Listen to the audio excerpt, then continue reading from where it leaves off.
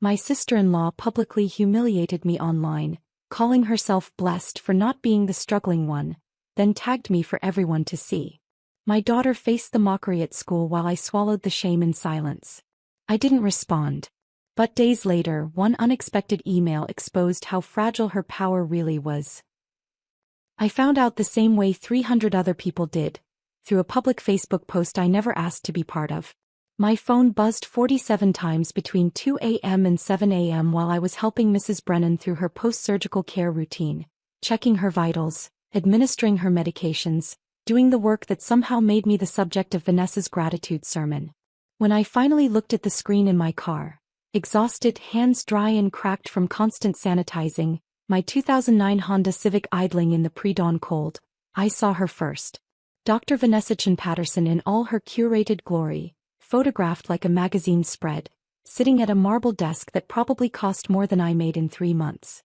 Grateful this morning for the life we've built through education, discipline, and smart choices. Some people make excuses. Some people make moves. The words were bad enough. But then I scrolled down and saw what she tagged me in.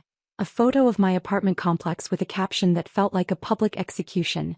So thankful I'm not still living like this. At Claire Patterson, praying you find the motivation to change your situation. My vision blurred.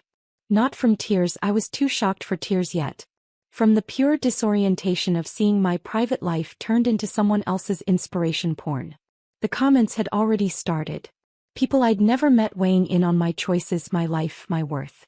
So true. It's all about mindset, wrote someone named Jennifer with a profile picture of her dog. Another comment, this one from someone who'd apparently gone to medical school with Vanessa. You've always been such an inspiration, V. Some people just don't want to put in the work. But the one that made my chest tighten was from someone who knew exactly who I was. Isn't that Michael Patterson's widow? So sad she couldn't keep it together after he passed. For years.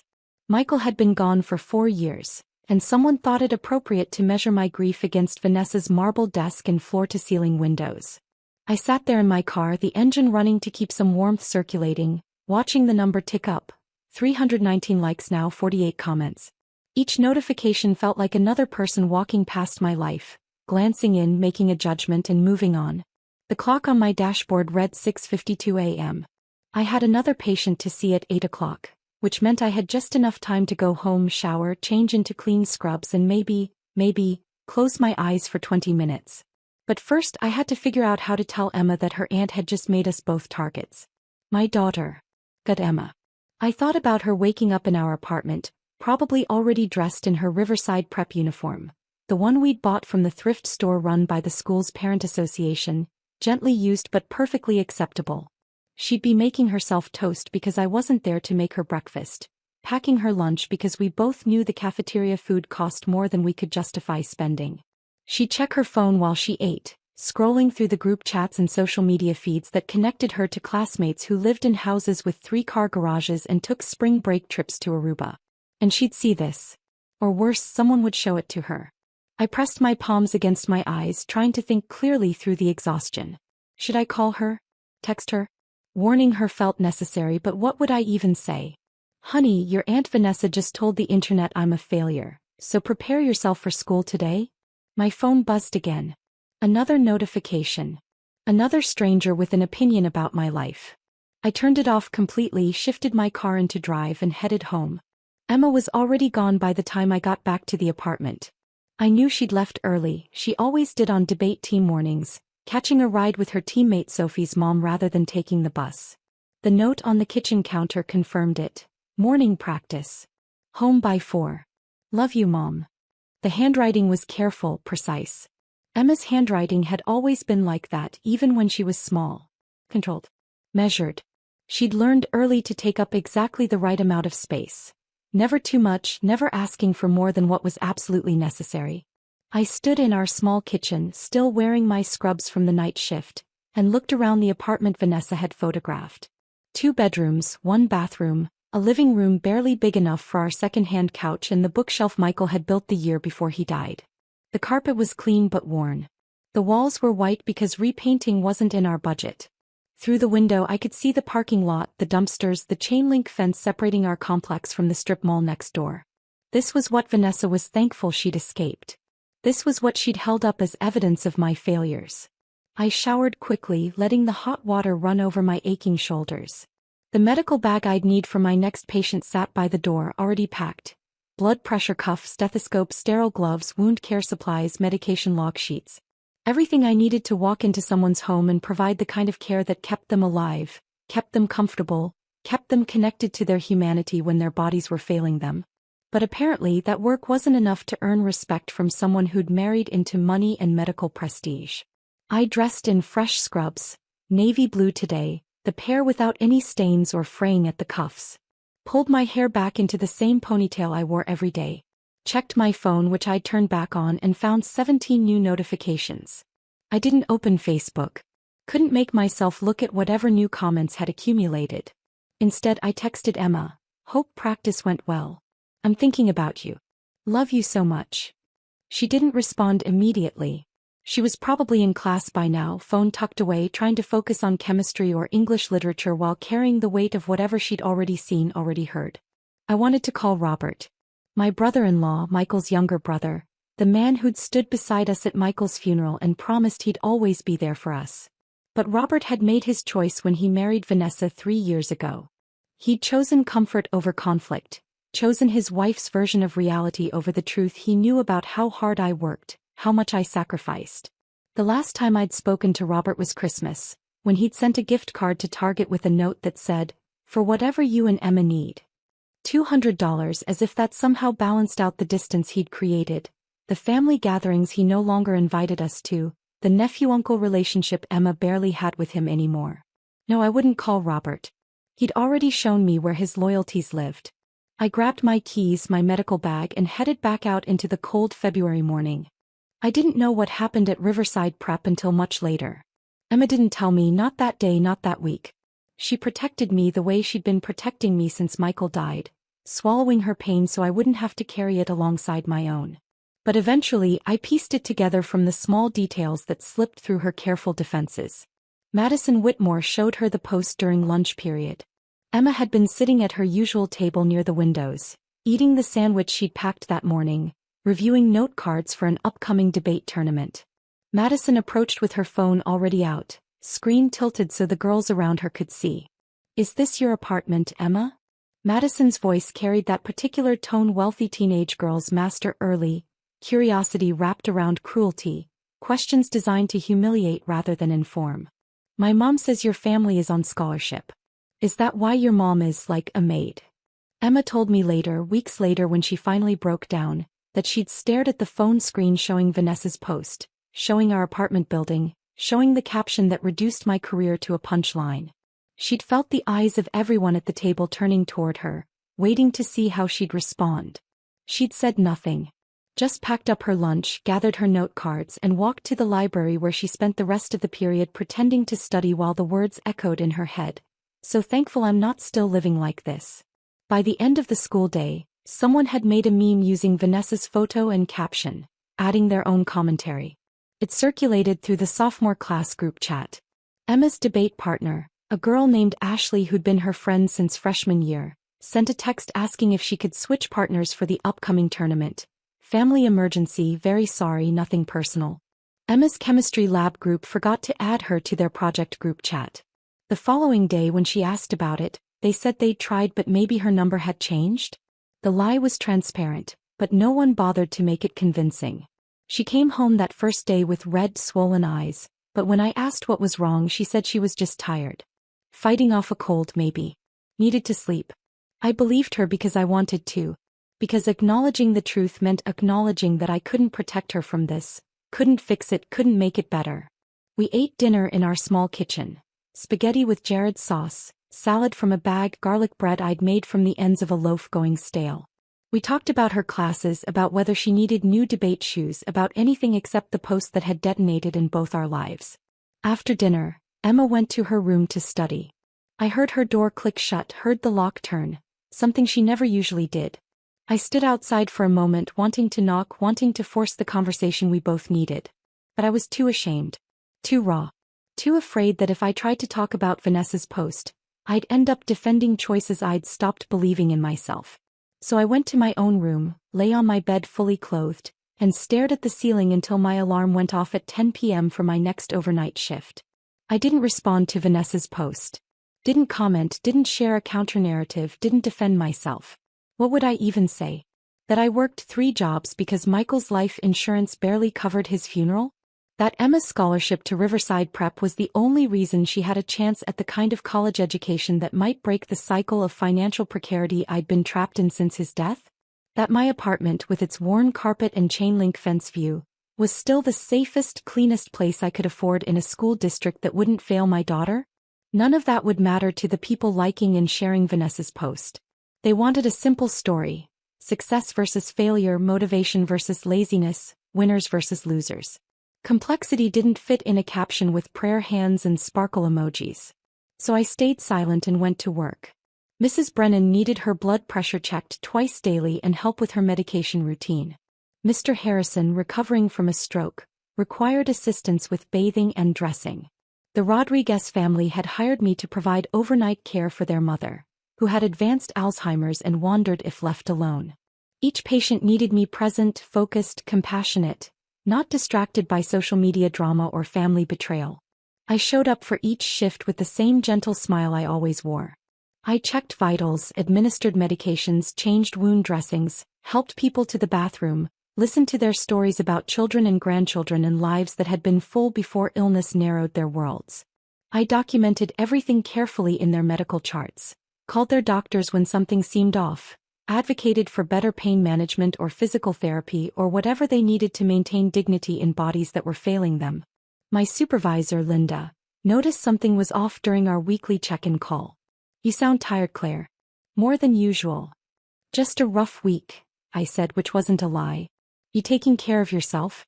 I know you tend to put everyone else first." I promised I was fine, that I'd get more sleep, that everything was manageable. Linda had been a home health nurse for 20 years before moving into administration. She knew what manageable actually meant in this field. Barely holding on, stretched too thin, but still showing up because patients depended on you. At night, lying awake in the few hours between shifts, I replayed every financial decision I'd made since Michael died. Should I have taken that medical billing job instead of staying in home health care? It would have meant steady hours, benefits, an office instead of driving between patients' houses. But it also would have meant leaving behind the work I was actually good at, the work that felt like carrying on Michael's legacy of service. Should I have moved Emma to public school after freshman year, saved the tuition assistance fees and uniform costs? But Riverside Prep's college placement rate was 98%. And Emma's guidance counselor said she had a real shot at Ivy League schools with her grades and debate record. Should I have sold the small life insurance policy Michael left, used it to pay off our credit cards, maybe had enough left over for a security deposit on a better apartment? But that policy was the only financial safety net we had. The only thing standing between us and complete disaster if my car broke down or Emma needed emergency medical care. Every choice led back to the same truth. I'd done the best I could with what I had.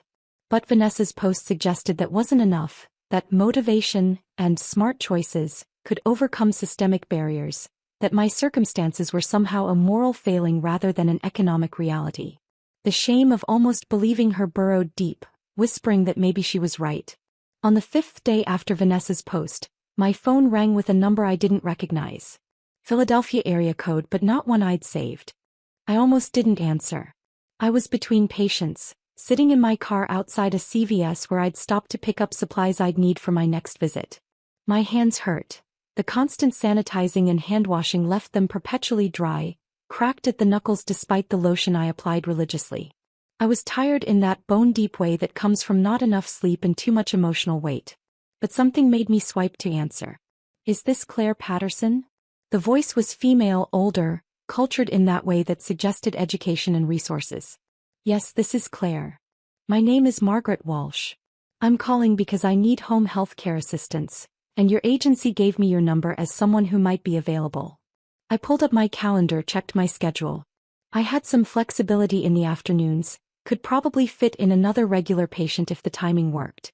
"What kind of care do you need, Mrs. Walsh?" "Post-surgical support.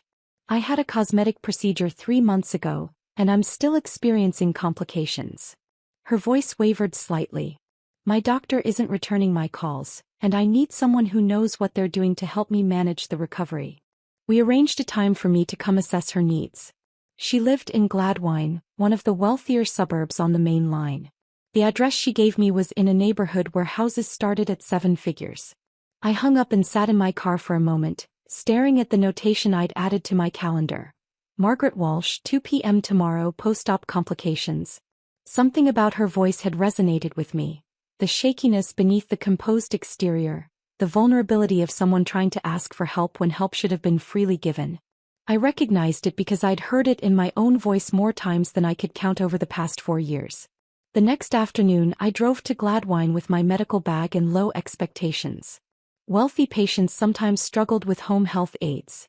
They wanted service but resented needing it, wanted help but couldn't quite reconcile hiring someone for intimate care tasks.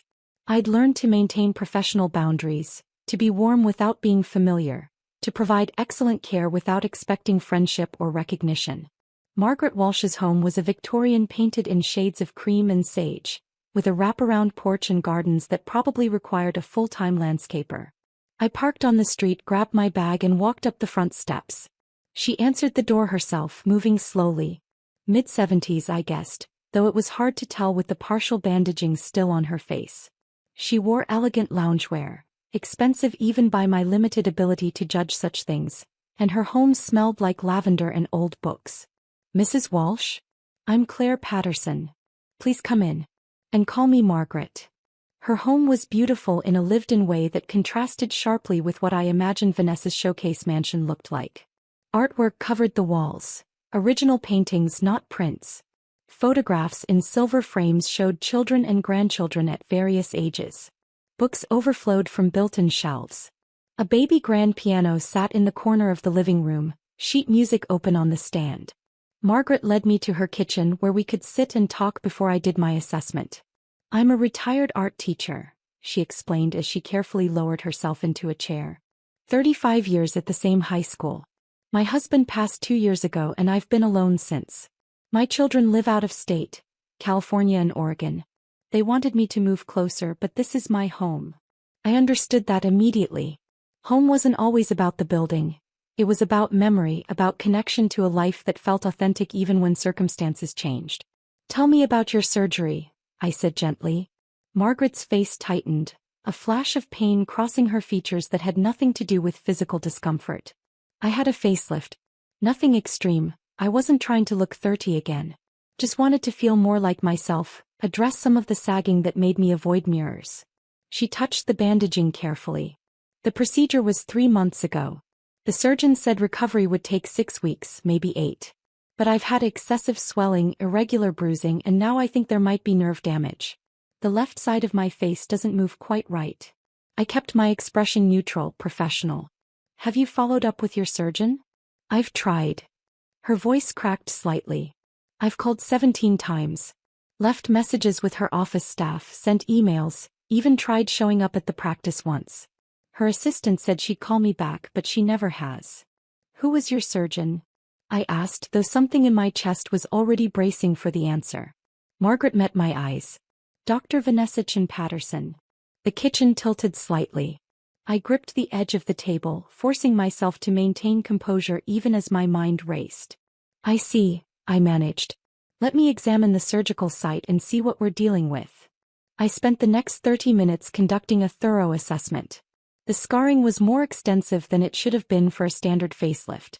The swelling Margaret described wasn't normal at this point in recovery. And when I asked her to move different parts of her face, smile, raise her eyebrows, close her eyes tightly, the asymmetry was obvious. The left side lagged, indicating probable nerve involvement. "Margaret," I said carefully, "I think you need to see another plastic surgeon for a second opinion. These complications shouldn't be ignored." She looked at me with eyes that held too much understanding. "I tried that too. But Dr. Patterson's office sent me a letter when I requested my medical records. Her lawyer said I signed comprehensive waivers and that any complications are my own fault for not following post-operative instructions." She laughed bitterly. "I followed every instruction. I did everything she told me to do." We sat in her kitchen, 2 women trapped in different versions of the same powerlessness. Margaret with her nerve damage and legal threats. Me with my daughter's anxiety and public humiliation. I'll help you, I said quietly. Let me come back 3 times a week to check on your recovery, manage any wound care needs and document everything carefully. And Margaret, if you still have those medical records, the letter from the lawyer, any communication from Dr. Patterson's office, keep them somewhere safe. She nodded slowly. You're not the first person to tell me that. I actually requested my complete medical file before I got too frightened. They sent it, but I think they included some things they didn't mean to. My pulse quickened. What kind of things? Margaret rose carefully, walked to a sideboard in her dining room, and returned with a thick manila envelope. See for yourself. I didn't open the envelope at Margaret's house. Something told me I needed privacy for whatever was inside, needed time to process without her watching my reactions. Can I take this home tonight? I asked. Review it carefully, maybe photograph anything that seems important? Margaret nodded. I trust you, Claire. I can tell the difference between someone who actually cares and someone just going through the motions. You care. I drove home with the envelope on my passenger seat, hyper-aware of it the entire drive. Emma was at debate practice, wouldn't be home until after 6. I had 2 hours alone in the apartment. I made coffee, real coffee, not the instant kind I usually settled for, and spread the contents of the envelope across our small dining table. Standard operative reports. Consent forms. Preoperative instructions. Postoperative care guidelines. Everything you'd expect in a medical file. But then, buried in the middle of the stack, pages that clearly shouldn't have been there. Internal office communications. Emails between Vanessa and her medical assistant, marked staff only, do not file. I read them with growing horror. Mrs. Walsh called again about the swelling. What should I tell her? Same as before. It's normal, give it more time. If she keeps calling, let her know we'll have to start charging for consultation time. Another exchange dated 6 weeks after Margaret's surgery. She's requesting a follow-up appointment. Says the left side of her face isn't moving right. Nerve issues resolve on their own usually. Tell her to massage the area and take ibuprofen. No appointment necessary. I photographed each page with shaking hands, storing them in a password-protected folder on my phone. But the most damning evidence came near the bottom of the stack. Preoperative photographs that had clearly been digitally altered. I could see it in the inconsistent lighting, the subtle blur around the areas of concern Margaret had wanted addressed. The alterations made her original concerns appear less severe, which would justify a less extensive and less expensive procedure than what Margaret actually needed. Someone in Vanessa's office had manipulated medical photographs to underbill insurance and overcharge the patient. And then I found something that made my breath catch. An email from Robert Patterson, Michael's brother, my brother-in-law, to Margaret Walsh, dated 4 months before her surgery. Margaret, I heard you were considering facial rejuvenation. I want to personally recommend my sister-in-law, Dr. Vanessa Chin Patterson. She's one of the most skilled cosmetic surgeons in the Philadelphia area, and she'll take excellent care of you. Family referral. Tell her office I sent you and she'll give you the VIP treatment. Robert had referred Margaret directly to Vanessa. Had vouched for her skills, her care, her trustworthiness. And now Margaret sat in her beautiful Victorian home with nerve damage and no accountability. I sat at my dining table surrounded by evidence of medical negligence and deliberate fraud, and finally understood something crucial. Vanessa's success wasn't built on excellence. It was built on a foundation of harmed patients who'd been too frightened, too exhausted, or too intimidated to fight back. My phone buzzed. Emma texting from practice. Running late, Mom. Probably home by 7. Sorry. I typed back. No problem, sweetheart. Take your time. Then I did something I hadn't done since Vanessa's post went viral 5 days ago. I opened Facebook. The post was still there, still accumulating likes and comments. 389 likes now. 67 comments. Most of them positive, supportive of Vanessa's honesty and inspiration. But I noticed something I hadn't before. Mixed among the praise were a few comments that had been deleted, visible only as gaps in the conversation thread. Someone would reference comment number 34, but that comment no longer existed. Someone else would reply to a concern that had been scrubbed from the visible record. Vanessa was curating her narrative, deleting anything that contradicted the image she wanted to project. I closed Facebook and opened a new document on my laptop. Started typing everything I knew, everything Margaret had shared, every detail from the medical records I'd photographed. I didn't know yet what I'd do with this information, but I knew I couldn't ignore it. Over the next week, I fell into a routine that left me even more exhausted than usual. By day, I cared for my regular patients and added Margaret to my schedule.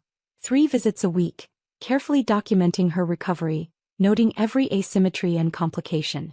By night, after Emma went to bed, I researched. I started with Vanessa's online presence. Her practice website showcased glowing testimonials, before and after photos, credentials from prestigious medical institutions. Her Instagram had 45,000 followers and featured a carefully curated feed. Surgical results, motivational quotes, photos from medical conferences, glimpses into her luxury lifestyle. But when I dug deeper, I found cracks in the facade. Her Google reviews showed an unusual pattern. Clusters of 5-star ratings followed by sudden 1-star reviews that had been responded to by the practice with nearly identical language. "We're sorry you're disappointed with your results. As discussed during your consultation, all surgical procedures carry risks, which you acknowledged in your signed consent forms." I found a closed Facebook group called Cosmetic Surgery Support Philadelphia, with 247 members. The description said it was a space for people to share experiences and support each other through recovery. I created a new profile, vague name, generic photo, no identifying information, and requested to join. Approval came within an hour. I spent the next 3 nights reading through months of posts, searching for mentions of Vanessa's name. Found 8 separate threads discussing complications from Dr. Chin Patterson's procedures. One woman wrote, "She operated on my mother last year. Mom was 68, wanted a facelift for her 50th wedding anniversary. The results were good initially, but then Mom developed permanent nerve damage. Can't fully close her left eye now, has to use drops constantly. When we tried to address it with Dr. CP, her office sent a legal letter threatening to sue us for defamation.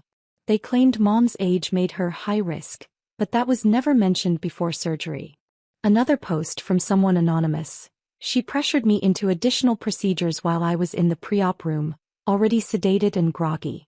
I woke up with work done that I never consented to, lip fillers and Botox I specifically said I didn't want during my consultation. The bill was $12,000 more than originally quoted. When I complained, she said I must have agreed while nervous and forgotten. But I remember. I said no." A third person shared. "The before photos she took during my consultation didn't match the ones in my medical file. I requested copies and noticed the lighting was different. My features looked more exaggerated in the official photos than what she showed me in her office. I think she manipulates images to make your before state look worse, so the after looks more impressive." I created a document carefully cataloging each case I found. Sarah M. 52 facelift resulting in chronic pain and scarring. Diana R. 61 rhinoplasty leading to breathing problems. Anonymous user 45 breast augmentation with size discrepancy. Patricia Ellis mother 68 nerve damage from facelift. Jennifer T. 38 unauthorized procedures during surgery. Anonymous user 54 manipulated preoperative photographs. Margaret Walsh 73 nerve damage and medical abandonment. Lucia H. 49 keloid scarring and infection. 8 women. 8 similar patterns. Upselling, complications, postoperative abandonment, legal intimidation. But then I found something that made everything click into place. A cached news article from 2 years ago, removed from the medical board's public website but still accessible through internet archives.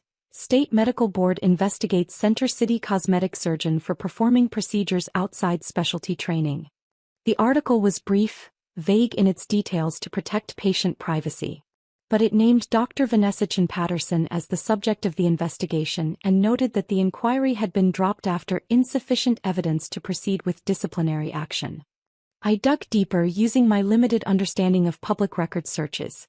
Found the case file number, requested documentation from the State Medical Board. While I waited for their response, I called the law office listed on Margaret's cease and desist letter. The receptionist answered, "Morrison and Associates, how may I direct your call?" I'm calling about a legal letter your firm sent on behalf of Dr. Vanessa Chan Patterson, I said, keeping my voice professional. Can you tell me if you've sent similar letters to other patients of Dr. Patterson's? Long pause. I'm sorry, I can't discuss client matters. If you have a legal concern, you'll need to speak with an attorney about representation. I understand. Thank you. But the pause had told me what I needed to know. This wasn't the first time Vanessa's practice had used legal threats to silence patients. I sat at my laptop in the blue glow of the screen, Emma sleeping down the hall, my coffee long gone cold. The evidence spread before me told a clear story. Vanessa's entire professional success was built on cutting corners, pressuring vulnerable patients, and intimidating anyone who tried to hold her accountable. And Robert had enabled it. Had referred patients to her, had testified on her behalf during the medical board investigation, had chosen professional loyalty over patient safety. My phone buzzed with an email notification. The state medical board responding to my records request. The file was attached, heavily redacted but still revealing. 2 years ago, a patient had filed a formal complaint alleging Vanessa performed a complex facial reconstruction procedure she wasn't specifically trained for, resulting in complications that required corrective surgery by another specialist.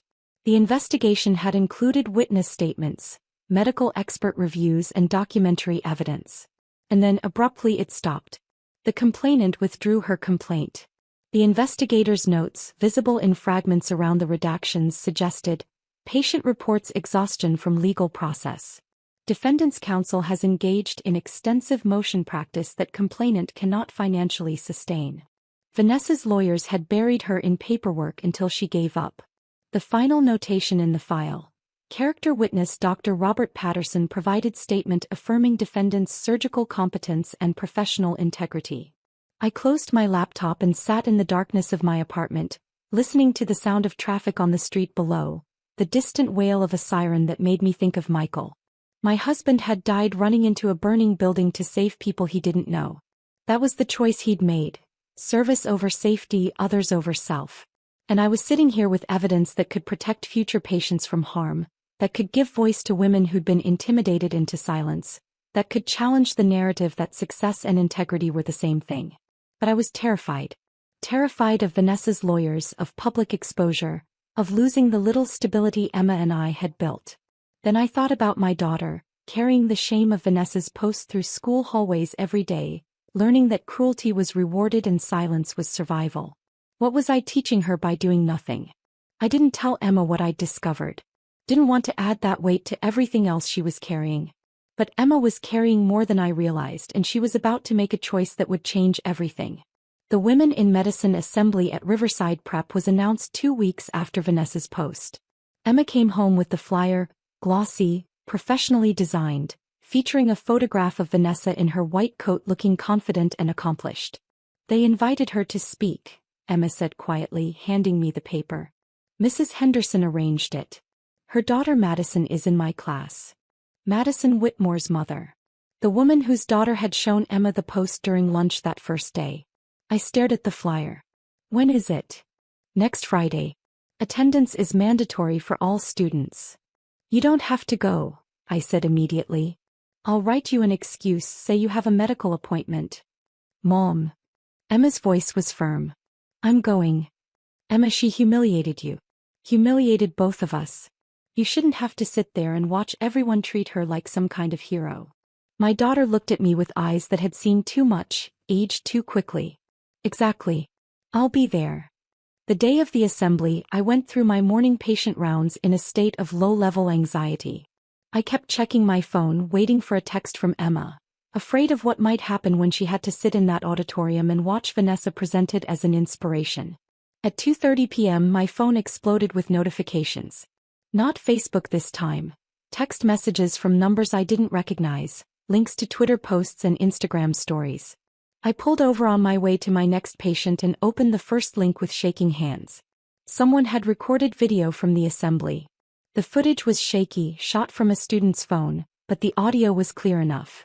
Vanessa stood on stage in a fitted blazer and designer heels, speaking into a microphone about overcoming obstacles and refusing to be a victim of circumstances. Behind her, a PowerPoint presentation showed photos from her career. medical school graduation surgical suite before and after patient photos, her office with those floor-to-ceiling windows. The camera panned across the audience. Hundreds of students in their uniforms, some paying attention, others on their phones. Then it focused on Emma, sitting 3 rows from the front, her face carefully neutral. Vanessa finished her prepared speech to polite applause. The principal stepped forward to moderate Q&A.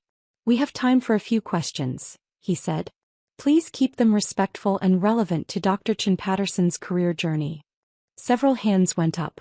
Students asked about medical school, about choosing a specialty, about work-life balance. Vanessa answered each question with practiced ease, her responses quotable and inspirational. Then Emma raised her hand. The principal nodded toward her. "Yes, young lady in the 3rd row." Emma stood up.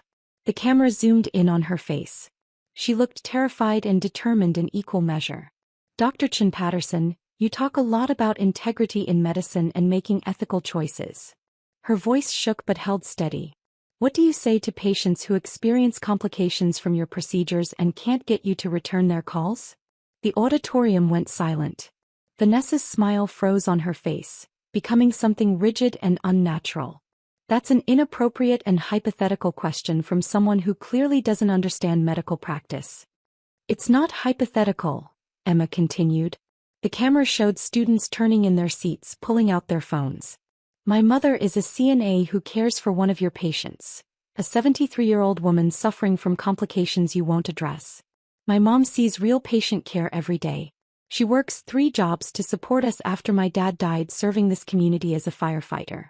You posted about her online 2 weeks ago, calling her life a failure, tagging her apartment for everyone to see. But my mom shows up for people when they're most vulnerable. She doesn't abandon them when things get difficult." A teacher moved toward Emma, trying to intervene. "But my daughter wasn't finished. You talk about choices, about discipline and smart decisions. My mom chose to help people even when it doesn't pay well, even when people like you look down on her for it. She chose integrity over image. What choice are you making when you ignore suffering you caused? When you use lawyers to silence patients instead of actually addressing their complications?" Vanessa's face had gone white. She opened her mouth, closed it, looked toward the principal as if expecting him to rescue her. This is inappropriate. I will not be subjected to baseless accusations by a student who—" "It's not baseless," Emma said. "I can name the patient. I can provide documentation. My question is simple. Do you believe in the medical oath you took, or just the lifestyle it provides?" Vanessa grabbed her belongings and walked off the stage. The auditorium erupted, some students gasping, others immediately recording and posting. The principal called for order, but the damage was done. The video ended. I sat in my car, hands covering my mouth, tears streaming down my face. My daughter, my careful, measured, anxious daughter, had just publicly confronted the woman who'd humiliated us both. Had stood up in front of her entire school and spoken truth to power, knowing the consequences she'd face. I called her immediately. She didn't answer. I texted, "Emma, I love you so much. Are you okay? Please tell me you're okay." 3 dots appeared, disappeared, appeared again. Finally, "I'm fine, Mom." In the principal's office. "They're calling you." The school called 10 minutes later. I listened to the principal explain that Emma had been disrespectful and made serious allegations, and would face disciplinary action. Suspension possibly pending a review of the incident. "She told the truth," I said quietly. "Everything she said was factual. If Dr. Chin Patterson wants to deny it, she can. But my daughter has a right to speak. Mrs. Patterson, I understand emotions are high, but..." She watched your school invite the woman who publicly humiliated her family to be honored as a role model. She sat through a speech about integrity from someone who abandons her patients. And when given a chance to ask a question, she asked a legitimate one. If that's grounds for punishment, then your priorities are very clear. I hung up before he could respond.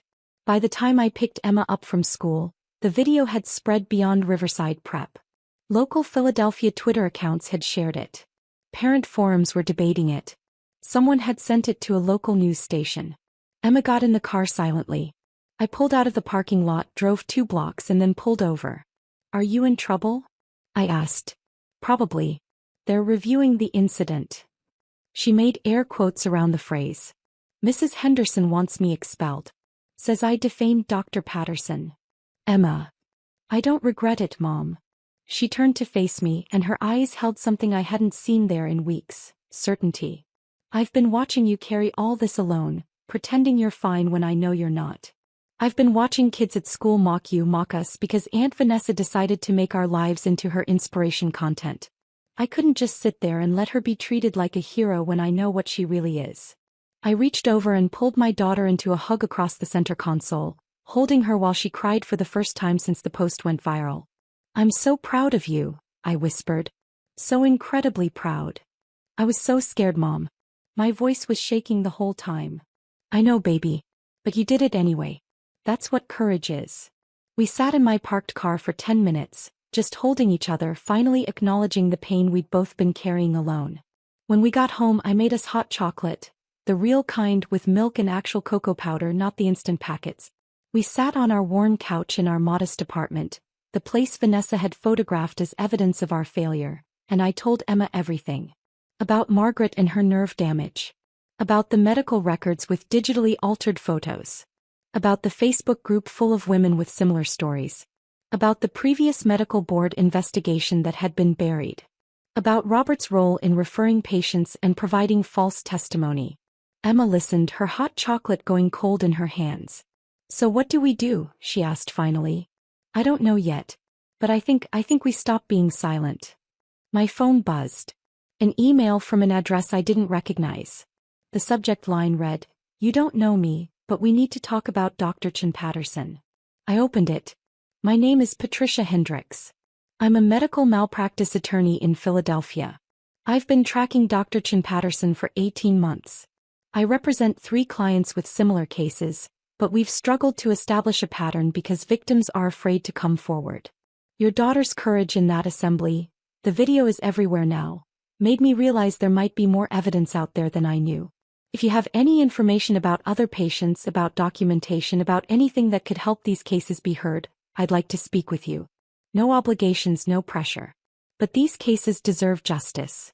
These women deserve to be believed. Please consider contacting me. She left a phone number and an office address.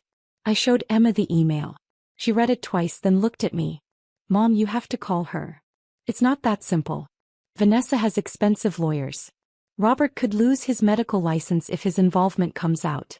There could be retaliation. There's already retaliation, Emma interrupted. She already posted about us publicly. She already made my life hell at school. What more can she do? I thought about Margaret crying in her kitchen, believing the complications were somehow her fault. I thought about the 8 women in the Facebook group, carrying shame that didn't belong to them. I thought about Michael, who'd never hesitated when someone needed help, who'd run toward danger because that was what service meant. I picked up my phone and dialed Patricia Hendricks' number. She answered on the second ring. This is Patricia. Ms. Hendricks, my name is Claire Patterson. I got your email about Dr. Chin Patterson. And I think I have information you need to see.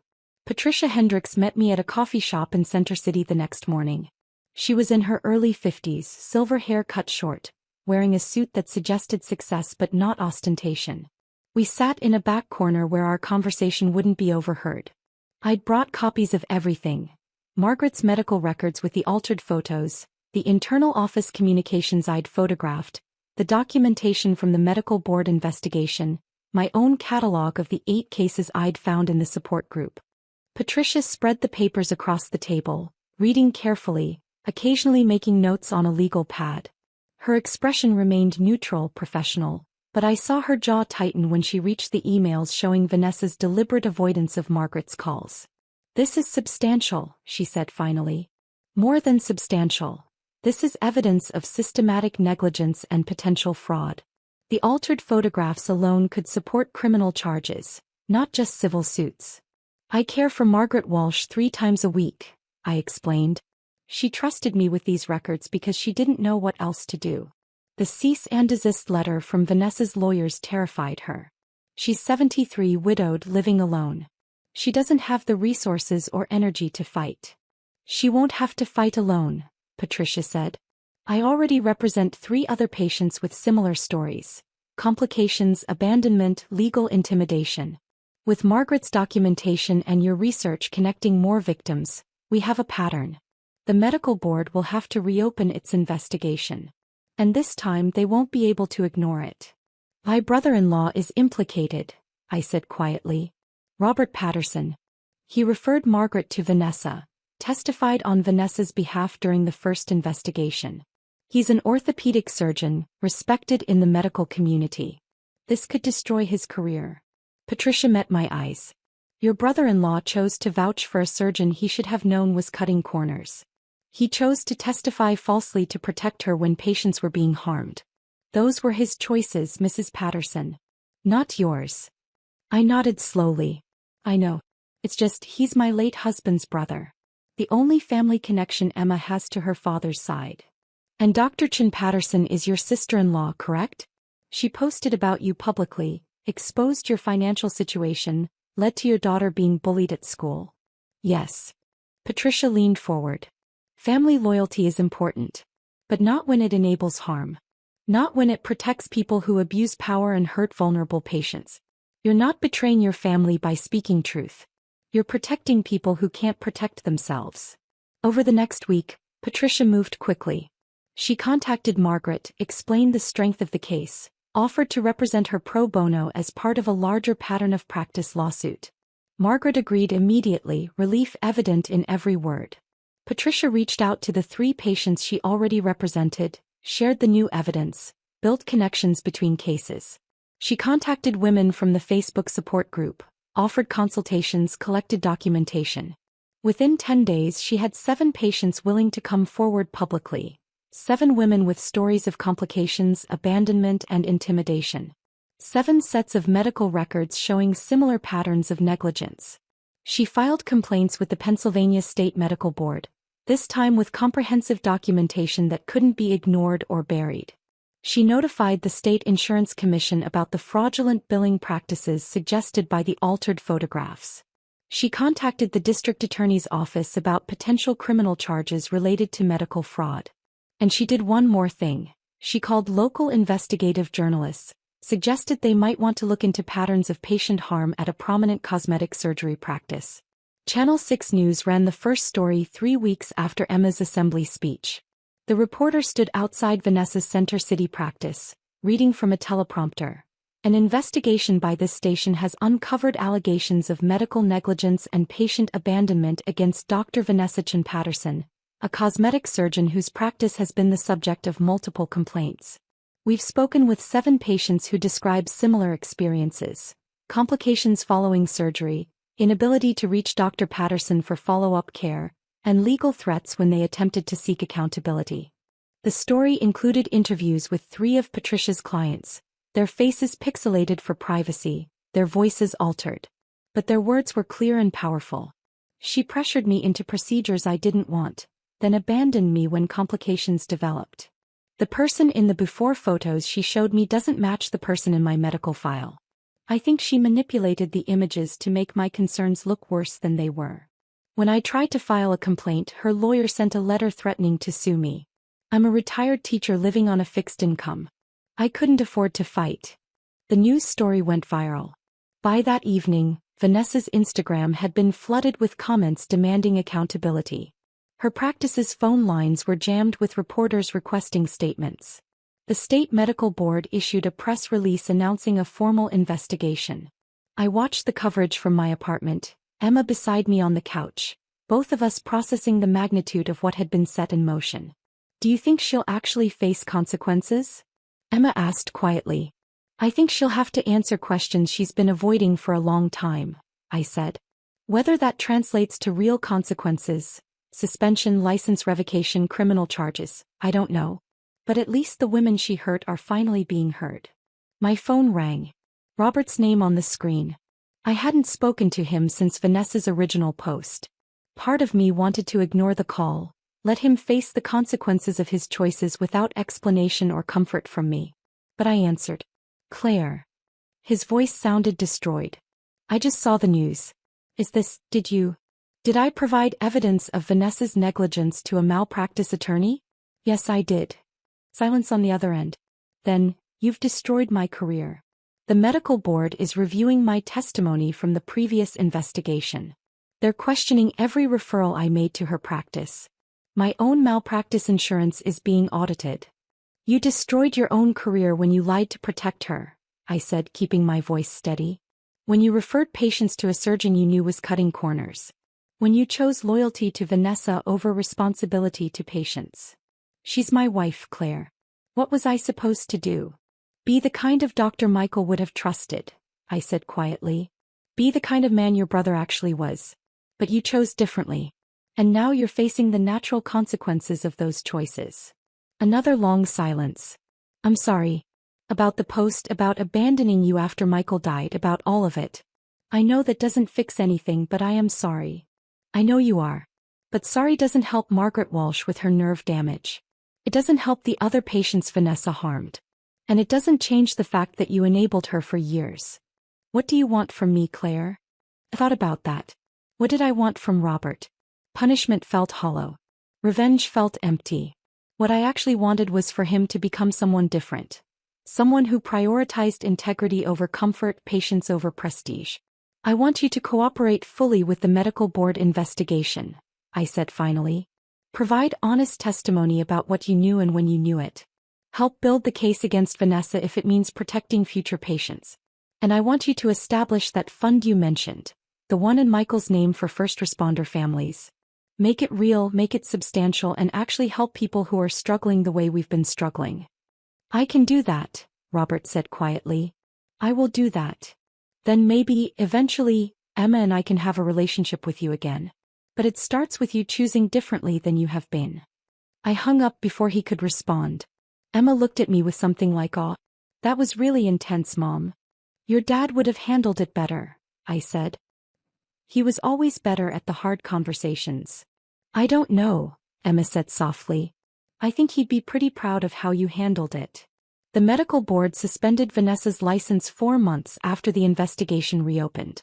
The suspension was pending a full disciplinary hearing scheduled for early next year, but the message was clear. She would not be practicing medicine while the investigation continued. Her practice closed.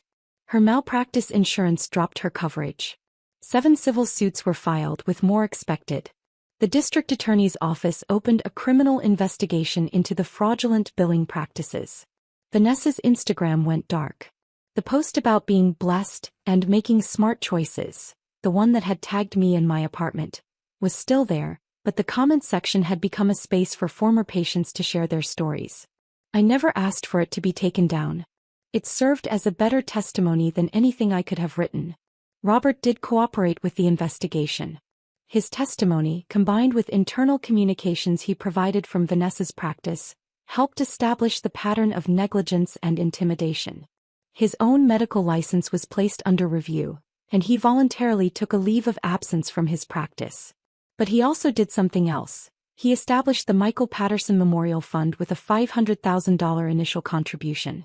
The fund provided financial assistance to families of first responders killed in the line of duty, helping with expenses like mortgage payments, college tuition, and medical bills. He asked me to serve on the board. I accepted. Emma finished her sophomore year at Riverside Prep. Some students apologized for their treatment after the post went viral. Others never acknowledged it. But Emma started a support group for scholarship students. A space where kids who didn't have vacation homes and designer bags could talk honestly about the challenges of attending a school built for wealth. The group grew to 30 members by the end of the year. Emma organized fundraisers for school supplies, created a textbook lending library, advocated for the administration to be more conscious of economic diversity in their programming. She was accepted to the summer pre-med program at Temple University with a full scholarship. As for me, I kept working as a home health aide. I still drove my 2009 Honda Civic to patient houses, still carried my medical bag, still provided care to people in their most vulnerable moments. But I also started doing something else. The Pennsylvania Home Healthcare Workers Association invited me to speak at their annual training conference. They wanted me to talk about patient advocacy, about recognizing signs of medical negligence, about understanding that home health aides see things doctors miss. I was terrified. Public speaking had never been my strength. I wasn't educated like Vanessa, wasn't polished or professional in the way people expected from conference speakers. But I showed up anyway. Standing at that podium looking out at 200 home health aides. Mostly women, mostly working multiple jobs, mostly invisible to the broader medical establishment, I found words I didn't know I had. You see what doctors don't see, I began, my voice shaking slightly but growing stronger. You're in patients' homes when they're most vulnerable. You notice the complications, the fear, the confusion. You see the medication bottles that don't match the prescriptions, the wounds that aren't healing right, the pain that's being dismissed or ignored. The room was completely silent, every face turned toward me. Your observations matter. Your voice matters. Don't let anyone tell you that your work is less important because it pays less or doesn't require a medical degree. Patient care isn't about prestige, it's about presence. It's about showing up, paying attention, advocating for people who can't always advocate for themselves. I talked about Margaret, about recognizing that her complications weren't normal. I talked about the importance of documenting concerns, about knowing when to escalate to a supervisor or call a patient's physician directly. I talked about the ethical responsibility we carried as the people who spent the most time with patients. Some of you have probably witnessed things that didn't seem right. Doctors who dismissed patient concerns, medical professionals who cut corners, situations where you knew something was wrong but didn't feel empowered to speak up. I paused, meeting eyes across the room. I'm asking you to find that power. Document what you see. Trust your training and your instincts. Connect patients with resources. And if you witness negligence or harm, report it. You might be the only person who can. The applause started before I finished my last sentence. It built and built until the entire room was on their feet. Afterward, dozens of aides approached me. They shared their own stories. Times they'd witnessed negligence, times they'd been dismissed by medical professionals, times they'd stayed silent because they assumed no one would listen. We exchanged contact information. I created an email list, started a newsletter. Planted seeds for what would eventually become a statewide network of home health advocates working to elevate patient care standards. That evening, I sat on my apartment balcony with Emma, eating Chinese takeout from the place down the street. The food was still the same, modest, affordable, nothing fancy. But it tasted like celebration. Vanessa's post is still up, Emma said quietly, scrolling through her phone. People still comment on it sometimes. I set down my lo mein and looked at my daughter. Does it still bother you? Not really, she said slowly. I mean, it used to make me feel ashamed. Like maybe she was right, maybe we were failing somehow. But now when I see it, I just think about how wrong she was. About you, about what matters, about everything. She wasn't entirely wrong, I said carefully. We do struggle financially. I do work multiple jobs and still barely make ends meet. Those things are true. But she made it sound like that meant you were lazy or unmotivated or made bad choices. And that's not true at all. You work harder than anyone I know. You show up for people who need you. You changed everything for Margaret and those other patients. Emma paused. Vanessa has money and success and all these followers, but she hurt people to get there. You help people even when it costs you. That's not failure, Mom. That's the opposite. I pulled my daughter close, this brilliant, brave young woman who'd stood up in an auditorium full of her peers and spoken truth when it would have been so much easier to stay silent. You know what's wild? Emma continued. Madison Whitmore's mom, Mrs. Henderson, the one who invited Vanessa to speak at our school, she's apparently been calling the school asking them to take down the video of the assembly. Says it's hurting her reputation because she's the one who brought Vanessa in as a speaker. Is the school taking it down? No. Principal says it's already too widely distributed. Taking it down won't accomplish anything. Plus I think he's worried about the liability if he censors it now that there's a criminal investigation. Emma grinned. Also, I heard Madison got in trouble for the meme she made about you. Her parents got called in for a meeting about cyberbullying. I don't want Madison punished, I said automatically. She's a kid who made a mistake. Mom, she made a meme mocking your financial situation and circulated it to the entire sophomore class. That's not just a mistake, that's deliberately cruel. She can handle some consequences. I suppose that was fair. We finished our dinner as the sun set over Philadelphia, painting the sky in shades of orange and purple. From our balcony we couldn't see much. The parking lot, the neighboring buildings, the busy street below. Not the mainline mansions or the landscaped gardens or the marble desks with floor-to-ceiling windows. But we could see each other. We could see the life we'd built from the wreckage of losing Michael. Modest and difficult and precarious, but also real and honest and ours. Mom. Emma said quietly. Thank you for not giving up. I know it was scary going to that lawyer providing all that evidence. But you did it anyway. You went first, I reminded her. You stood up in that assembly when you had every reason to stay silent. You showed me what courage looked like. I learned it from you, Emma said simply. You've been showing me what courage looks like every single day since Dad died. I still think about Vanessa's post sometimes. About those words, so thankful I'm not still living like this. She was thankful she wasn't me. Wasn't living in a modest apartment, wasn't working multiple jobs, wasn't struggling to make ends meet while raising a daughter alone. And I understand that gratitude now in a way I couldn't when I first saw the post. She was grateful because on some level she knew how fragile her empire was.